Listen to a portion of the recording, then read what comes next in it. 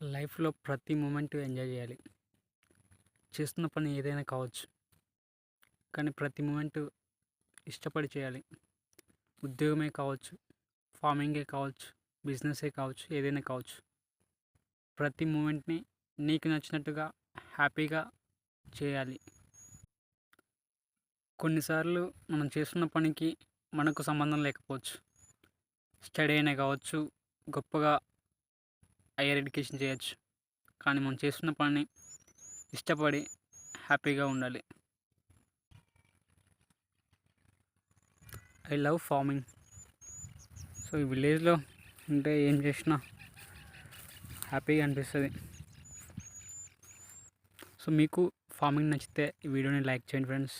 Thank you.